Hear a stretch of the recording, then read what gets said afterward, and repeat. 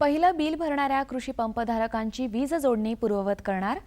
मराठवाड्यात 46% पाणीसाठा शिल्लक. जनावरांच्या छावण्या महिनाअखेर सुरू राहणार. 40,000 टन डाळिंबांची निर्यात आणि सोयाबीनच्या चिंतेनं शेतकरी हवालदिल. नमस्कार, आता पाहूया सविस्तर वृत्त.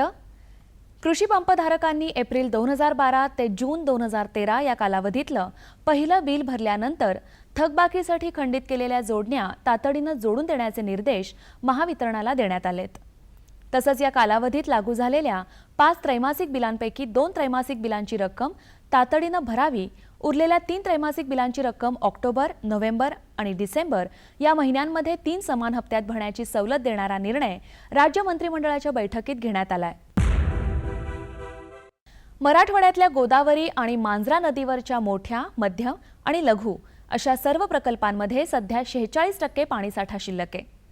जायकवाडीतल्या पाण्याची पातळी महिनाभरापासून 23%वर आहे. 4 मोठ्या प्रकल्पातला उपयुक्त पाणीसाठा 0%. मराठवाड्यामध्ये एकूण 718 लघु प्रकल्प आहेत. 11 मोठ्या प्रकल्पांमध्ये 46%, 75 मध्यम प्रकल्पांमध्ये 43%, तर गोदावरी नदीवरच्या 11 बंधाऱ्यात 40% पाणीसाठा शिल्लक आहे.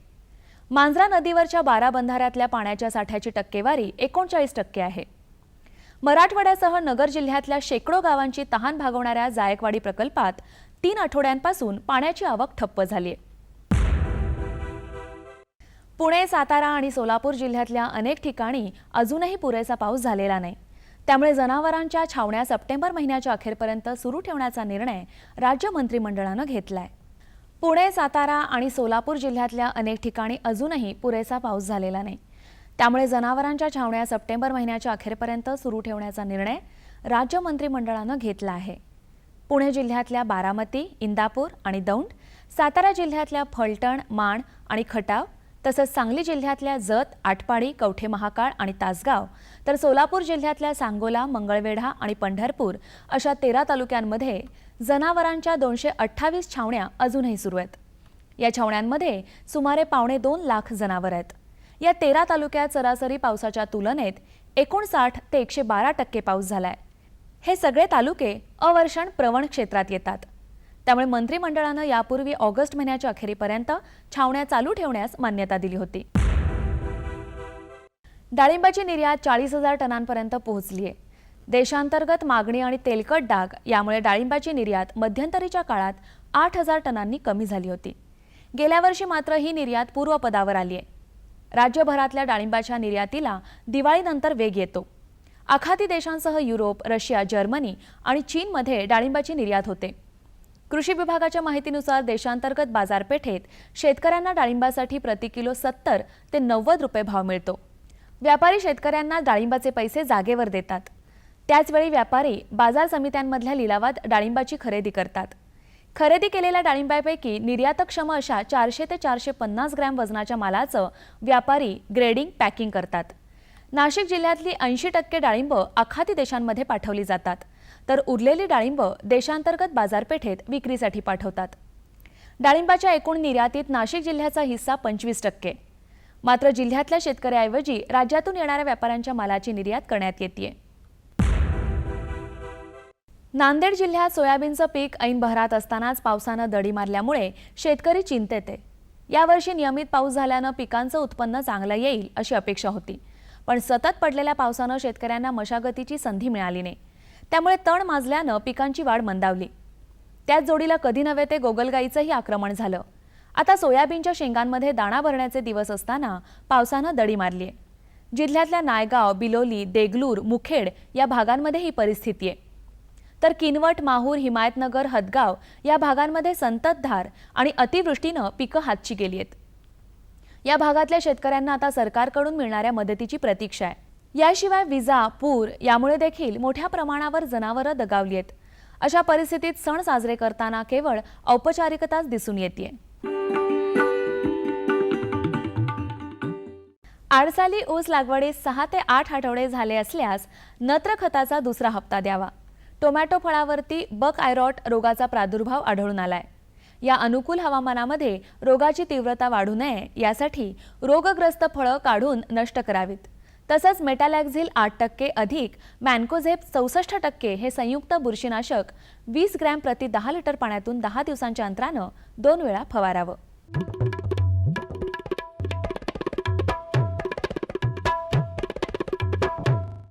आता पाहूया सातारा कृषी उत्पन्न बाजार समितीचे काही बाजारभाव प्रति क्विंटल प्रमाणे. आलं कमाल 8,500 रुपये किमान 6,500 रुपये, बटाटे कमाल 1,300 रुपये किमान 1,200 रुपये, भेंडी कमाल 2,200 रुपये किमान 2,000 रुपये, फ्लॉर कमाल 2,100 रुपये किमान 1,900 रुपये, कांदा कमाल 5,000 रुपये किमान 4,500 रुपये, शेवगा कमाल 4,500 रुपये किमान 4,000 रुपये, वांगी कमाल 2,000 रुपये किमान 1,500 रुपये, हिरवी मिरची कमाल 5,000 रुपये किमान 4,000 रुपये. कृषी बाजारभाव विषयक अधिक माहितीसाठी www.agmarknet.nic.in किंवा www.msamb.com या संकेतस्थळाला अवश्य भेट द्या.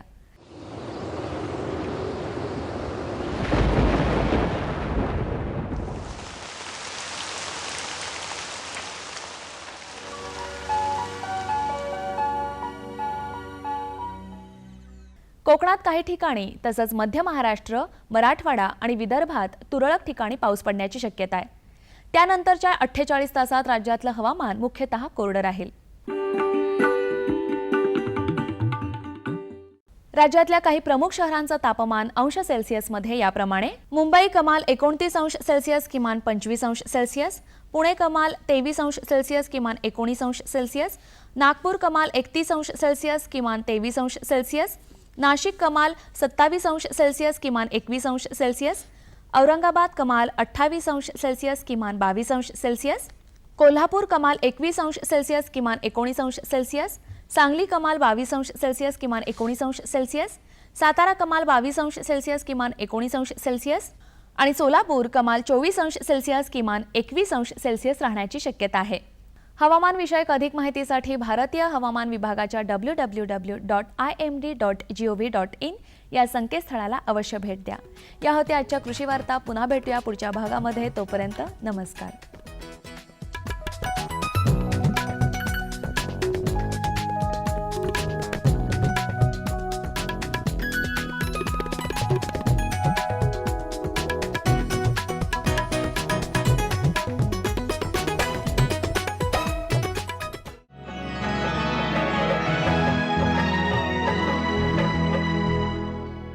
हे घे आणखी सांग. बस. अरे हे काय भाऊ, इतकं कमी रासायनिक खत? शेती सोडली आहेस का? शेती नाही, नादानपणा सोडतोय. मातीचं परीक्षण केलंय. आता तर भाऊ जितकं आवश्यक आहे तितकंच खत शेतात टाकू. शेतकऱ्यांनो, आजच आपल्या जिल्ह्याजवळच्या भूमी परीक्षण प्रयोगशाळेत मातीचं परीक्षण अवश्य करवा आणि मातीची पोषक तत्व, आर्द्रता व रोपांचा विकास बघता केवळ आवश्यकतेनुसारच पोषक तत्व घाला. आणि हो, मातीतलं गंधक, जस्त, बोरॉन सारख्या पोषक तत्वांविषयीही जाणून घ्या. खत आणि जैविक खताच्या योग्य उपयोगानं भूमीचा सकसपणा टिकवून ठेवा, उत्पादकता वाढवा, खर्च कमी करा आणि बहुमोल परकी चलन वाचवण्यातही सहकार्य करा. आणि हो, मंद गतीनं नायट्रोजन उपलब्ध करून देणारी खतं जसं कडुलिंबयुक्त युरियाला प्राधान्य द्या आणि युरियाचा पानांवर शिडकाव करा. अरे वा, तू तर खरोखरी समजूतदार झालास रे. आणखी माहितीसाठी संपर्क करा जिल्हा कृषी अधिकारी किंवा शेतकरी कॉल सेंटर. आई, मला खायला दे ना. धीर धर बाळू, अजून डाळ शिजली नाही. चिंता करू नको बाळूची आई, यंदाच्या बारीला डाळ चांगली शिजल. म्हणजे व NFSM द्वारे डाळीचं उत्पादन वाढवण्याची पद्धत करण्यासाठी 1,000 भागांची निवड करण्यात आली आणि त्यामध्ये आपल्या भागाचा बी समावेश आहे. त्यांना आमचा काय फायदा हो? आपल्या 5 एकर शेतासाठी लागणारं खत आणि कीटनाशक याशिवाय मिनी किट बी भेटल. पण इतक्या डाळीचं करायचं काय? सरकारनं कडधान्याचं आधारभूत मूल्य खूप वाढवलं आहे आणि त्याच्या खरेदीची पुरी व्यवस्था केली आहे. त्यानं मिळकत बी वाढल. आमचा बाळू एक चांगल्या शाळेत जाऊन शेतीशास्त्रज्ञ बनल.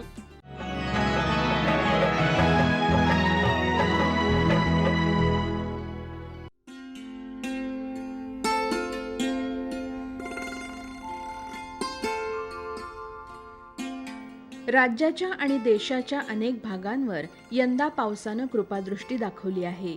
तरीही काही भाग मात्र त्याला अपवाद आहे. सांगली जिल्ह्यातला जत तालुका हा त्यापैकीच एक. हा तालुका कायम दुष्काळानं ग्रासलेला. गेली सलग 2 वर्ष इथे पाऊसच पडलेला नाही. त्यामुळं पाण्याच्या टंचाईनं उग्र रूप धारण केलेलं. प्यायला सहज पाणी मिळायची मारामार. तिथं पिकांची काय कथा. शिवाय चारा उगवला नाही तर जनावरांना काय खायला घालणार. त्यामुळं एकंदरीतच बिकट परिस्थिती. पाण्याची उपलब्धता हा या समस्येवरचा एकमेव उपाय. पण पाणी आणणार कुठून? दुष्काळी भागात पाण्याची व्यवस्था करण्यासाठी महाराष्ट्र शासनाकडून टंचाई साखळी बंधारा योजना राबवली जाते. त्या योजनेअंतर्गत जत तालुक्यातील काही गावात सिमेंट नाला बंधारे बांधण्यात आले. यंदा पाऊस चांगला पडल्यानं त्या बंधाऱ्यात चांगलं पाणी साठून राहिलं आहे. त्यामुळं परिसरातील भूजलाची पातळी वाढली आहे.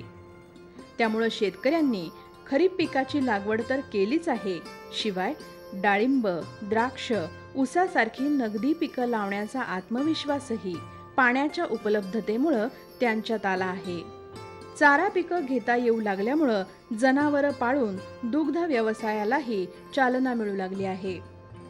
जत तालुक्यातल्या अंकले गावात हा बंधाऱ्यांचा उपक्रम यशस्वी झाला. महाराष्ट्र शासनाच्या टंचाई निधीतून टंचाई साखळी बंधारे हा जो कार्यक्रम शासनाने दुष्काळी भागामध्ये दिला, त्या अंतर्गत ह्या अंकले गावी आम्ही 4 सिमेंट बंधाऱ्याचं नियोजन हे केलेलं होतं. आणि त्या 4 सिमेंट बंधाऱ्यापैकी हा RC सिमेंट बंधारा सध्या आपण जिथं उभारलो तो सिमेंट बंधारा गट क्रमांक 4 हा आम्ही बांधलेला आहे. याच्यापूर्वी हा सिमेंट बंधारा बांधण्यापूर्वी आम्ही ज्या वेळेला ह्या सर्व नाल्यांचा सर्व जागेचा सर्वे केला त्यावेळेला बाबा आम्ही जागा फिक्स करत असताना की शेतकऱ्यांनी म्हणजे पीक अजिबात काय नव्हतं. आणि ह्या बाजूला विहिरींची देखील पातळी एकदम म्हणजे कमी झालेली होती. विहिरीत पाणी देखील नव्हतं.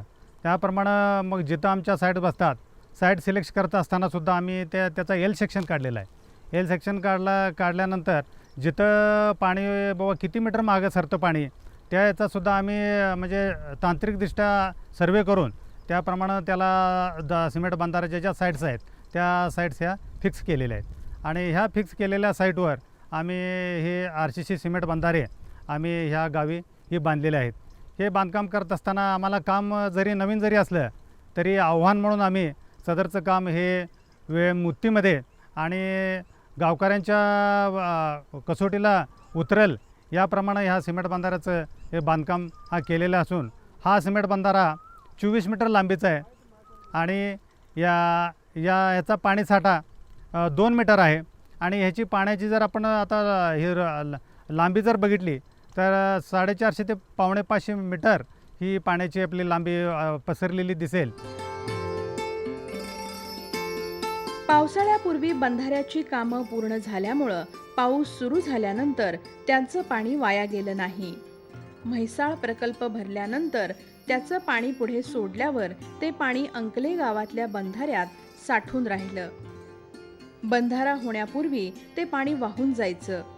आता पाणी साठून राहिल्यामुळं शेतकऱ्यांना शेती आणि शेतीपूरक उद्योगांसाठी मुबलक पाणी उपलब्ध झालं आहे आणि दुष्काळी परिस्थितीची तीव्रता घटली आहे.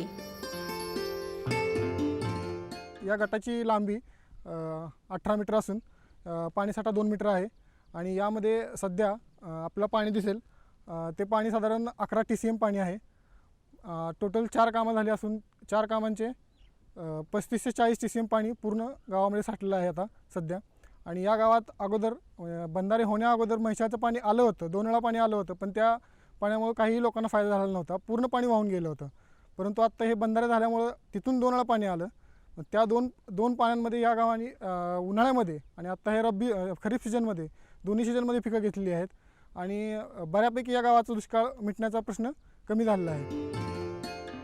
कोणत्याही प्रकारची शेती करायची तर पाणी ही अत्यंत महत्त्वाची गरज आहे. पाणी नसेल तर शेतकरी तणावाखाली येतो. पण पाण्याची उपलब्धता असेल तर मग त्याला शेतीच्या वेगवेगळ्या कल्पना राबवायला कोणतीही अडचण येत नाही. अंकले गावातही तेच पाहायला मिळतं. बंधारा नव्हता तेव्हा या गावात पाण्याची अतीव टंचाई होती. त्यात गेली 2-3 वर्ष पाऊस नसल्यानं परिस्थिती अगदीच गंभीर होती. पण यंदा मात्र बंधाऱ्यामुळं शेतीचं चित्र सकारात्मक झालंय आणि शेतकरी आनंदात आहेत. वेगवेगळ्या पिकांच्या लागवडीमुळं आणि दुग्ध व्यवसायामुळं ते आर्थिक स्वावलंबित्वाकडे वाटचाल करत आहेत. ह्या अशा पद्धतीचं जर बांधकाम किंवा अशा पद्धतीचं पाणी अडवणुकीची व्यवस्था झाली तर जत तालुक्यासारख्या ह्या म्हणजे पश्चिम भागातल्या अंकल्यासारख्या गावाला दुष्काळाच्या सामोरं जावं लागणार नाही.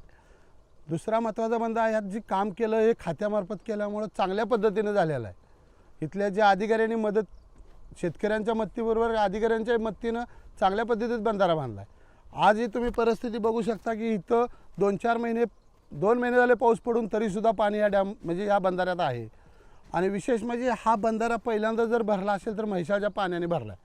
तालुक्यातलं पहिल्यांदा पाणी म्हैसाळचं जत तालुक्यात येताना अंकले डुरलीत आलं, तर डुरलीतनं अंकल्याला आलं त्यावेळेला हा पहिल्या बंधाऱ्यात ह्यामध्ये भरलेला आहे बंधारा.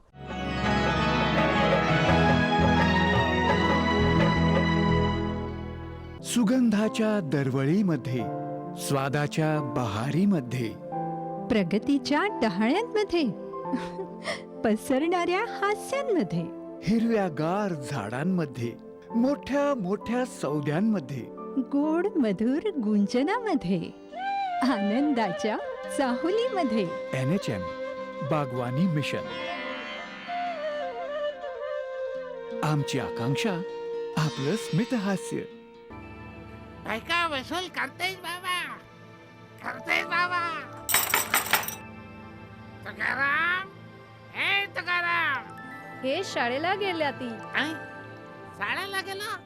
अरे बा नाही सांगायचं तर पटेलाशे बॉल बायडे.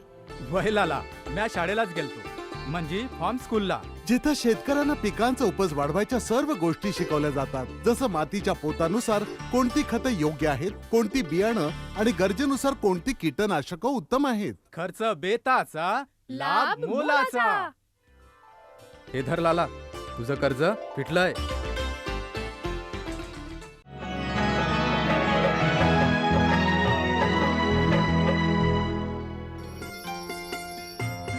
बंधाऱ्यामुळं केवळ तिथं साठलेलं पाणी उपलब्ध झालं असं नव्हे, तर भूगर्भातील पाणी पातळी वाढली. त्यामुळे बंधाऱ्याच्या आसपासच्या भागातील विहिरी पाण्यानं भरल्या, बोरवेललाही पाणी वाढलं. त्यामुळं या बंधाऱ्यानं पिढ्यानपिढ्यांचा दुष्काळ हटवला अशी भावना इथले शेतकरी व्यक्त करतात. तलावाच्या संदर्भात सांगायचं म्हणजे ह्याच्या अगोदर ह्या दिवसात आम्हाला प्यायला पाणी देखील भेटत नव्हतं.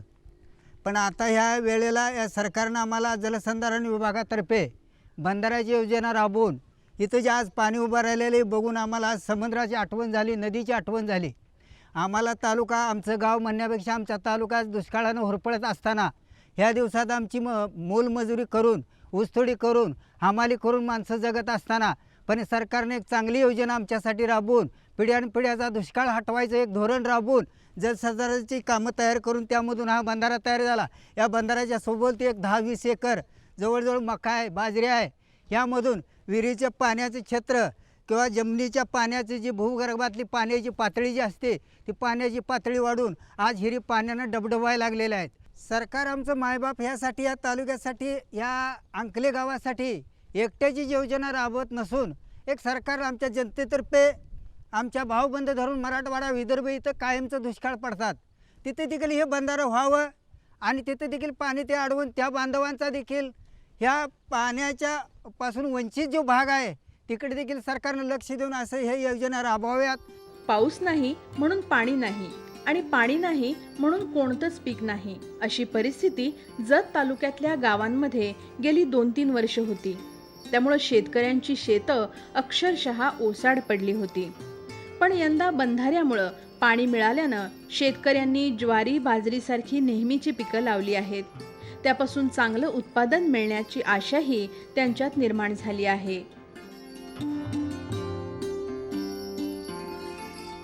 गेली 2 वर्ष दुष्काळ असल्यानं सलग साखळी बंधारे बांधण्याचा निर्णय झाला आणि त्यासाठी 15 तालुक्यांची निवड करण्यात आली. त्यात सांगलीच्या जत तालुक्याचाही समावेश होता. जत तालुक्यासाठी 11.86 कोटी रुपयांचा निधी मिळाला. त्यातून 39 गावांमध्ये सिमेंट बंधारे बांधण्यात आले. राज्यात सलग 2 वर्ष अवर्षणाची परिस्थिती निर्माण झाल्यामुळं महाराष्ट्र शासनानं साखळी सिमेंट बंधारे निर्माण करण्याचा निर्णय घेतला आणि त्या निर्णयाच्या अनुषंगाने महाराष्ट्रामध्ये 15 तालुक्याची निवड करण्यात आली.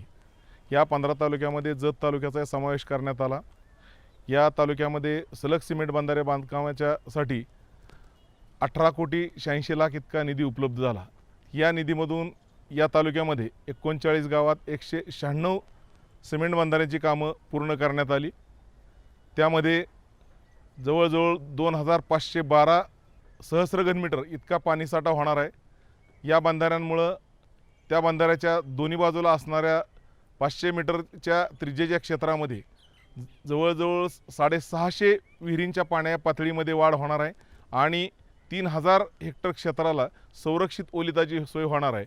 शेतकऱ्यामध्ये अशा प्रकारच्या बंधाऱ्याची खूप मोठ्या प्रमाणात मागणी आहे आणि अशा प्रकारे जर सर्व गावामध्ये सलग सिमेंट बंधाऱ्याची कामं झाली तर या तालुक्याचा दुष्काळमुक्त होण्यास निश्चितपणानं मदत होणार आहे. यापुढं या विभागामार्फत ज्या ठिकाणी सिमेंट बंधारे बांधण्यात आलेले आहेत त्या ठिकाणच्या लाभार्थींचा उपभोक्ता गट स्थापन करून त्यांच्यामध्ये काटकसरीने पाण्याचा वापर करण्यासाठी ठिबक तंत्रज्ञानाचा वापर करण्याच्या बाबतीतचं प्रबोधन करण्याचं काम या विभागामार्फत केलेलं आहे. मागील जून महिन्यामध्ये 6 गावामध्ये जो पाऊस झाला त्यामध्ये 40 बंधारे हे पूर्ण क्षमतेने भरलेले होते. उरलेल्या पूर्व भागातल्या बंधाऱ्यांमध्ये अद्याप पाऊस न झाल्यामुळं भरलेले नाहीत. पण ज्यावेळेस हे 196 बंधारे पूर्ण होतील त्यामध्ये निश्चितपणानं रबीमधील 3,000 हेक्टर क्षेत्राच्या संरक्षित ओलिताची सोय होणार आहे आणि यामध्ये शेतकऱ्याचं उत्पादन निश्चितपणानं वाढणार आहे आणि दुष्काळ निवारणासाठी मदत होणार आहे. केवळ बंधारे बांधून कृषी विभाग थांबलेला नाही. बंधाऱ्यातून उपलब्ध होणाऱ्या पाण्याचा शेतकऱ्यांकडून सुयोग्य आणि काटेकोर वापर होण्यासाठीही कृषी विभाग प्रयत्नशील आहे. बंधाऱ्यांमुळं ज्या शेतकऱ्यांना पाणी मिळणार आहे त्या लाभार्थ्यांचे उपभोक्ता गट स्थापन करण्यात आले आहेत. सांगली जिल्ह्यात अन्य ठिकाणीही बंधाऱ्यांची योजना राबवली जात असून ती फायदेशीर ठरत आहे.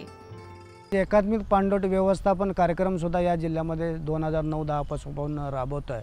जवळजवळ जिल्ह्यातले 10 तालुक्यापैकी 6 तालुके या कार्यक्रमामध्ये आपण समाविष्ट केलेले आहेत. टंचाई परिस्थितीमधून सिमेंट नाला बांध आपण या जिल्ह्यामध्ये घेतलेले आहेत आणि 700 सिमेंट नाला बांधची कामं आपण पूर्ण केलेली आहेत. त्याचे अतिशय चांगले परिणाम आता या पावसाळ्यामध्ये दिसून आले. ते बरेचशा बंधाऱ्यामध्ये पाणी आता साठलेलं आहे आणि त्यामध्ये जर समजा आपण आजूबाजूला बघितलं तर तिथल्या विहिरींची अतिशय पाण्याची पातळी वाढलेली आहे. तसंच महात्मा फुले जलभूमी अभियानामध्ये सुद्धा आपण गाळ काढण्याचा अतिशय चांगला कार्यक्रम मागच्या वर्षी आपण घेतलेला आहे. तर यामध्ये जवळजवळ 380 सिमेंट नाला बांधाचा गाळ आपण काढलेला आहे. सिमेंट बंधारे बांधणं, पावसाळ्यापूर्वी बंधाऱ्यातला गाळ काढणं, साठलेल्या पाण्याचा काटकसरीनं वापर करणं असे उपाय एकत्रितपणे राबवले जात असल्यानं जत तालुक्यातल्या गावांना फायदा होत आहे. असेच मॉडेल अन्य ठिकाणीही राबवणं दुष्काळमुक्तीसाठी उपयुक्त ठरेल.